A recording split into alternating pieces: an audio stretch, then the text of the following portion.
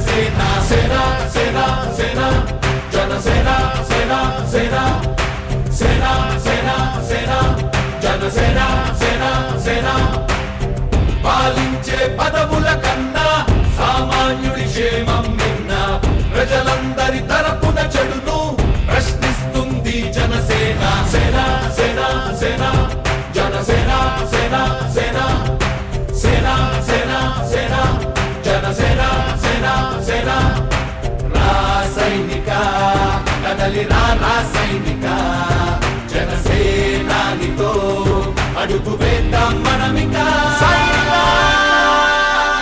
జనసేన జనసేన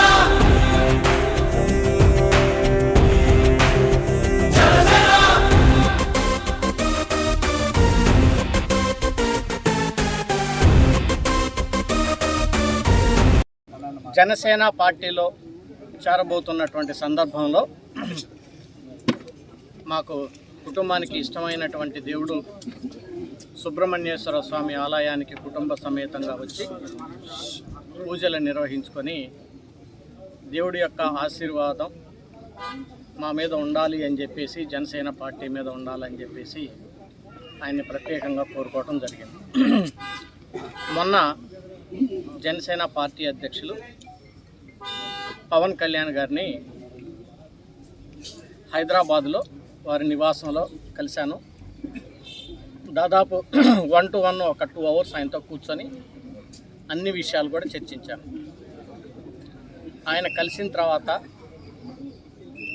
ఆయనతోటి సుదీర్ఘంగా 2 గంటలు మాట్లాడిన తర్వాత నాకు చాలా ఆనందం వేసింది.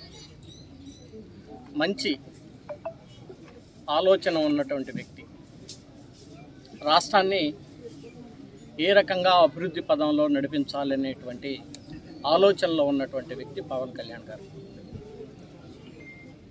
నాకు చాలా సంతోషం వేసింది.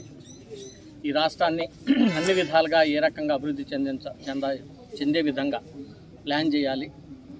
మరి ముఖ్యంగా ఆయనకున్నటువంటి ఆలోచన ఈ పోలవరం ప్రాజెక్టు అనేది ఎంత త్వరగా పూర్తి చేస్తే ఈ రాష్ట్ర రైతాంగానికి, అటు డెల్టా రైతాంగానికి, ఇటు కృష్ణా డెల్టా రైతాంగానికి, గోదావరి డెల్టా రైతాంగానికి, అలాగే ఉత్తరాంధ్రకి అందరికీ కూడా ఏ రకంగా ఉపయోగపడిందో ఆయన కూడా వివరించారు. సో ఆయనతో పాటు కలిసి నేను ప్రయాణం చేయాలని చెప్పేసి నిర్ణయించుకున్నాను. సో ఒక మంచి తారీఖు డేట్ని చూసుకొని, ముహూర్తం చూసుకొని అఫీషియల్గా నేను జనసేన పార్టీలో చేరి ప్రజలకి సేవ చేసే విధంగా నా రాజకీయ జీవితం కొనసాగుతుంది. తప్పకుండా ఏముంది, ఎప్పుడు నేను ఆల్రెడీ మచిలీపట్నం ఎంపీని, అవనిగడ్డ అనేది ఎప్పుడు నా గుండెల్లో ఉంటుంది.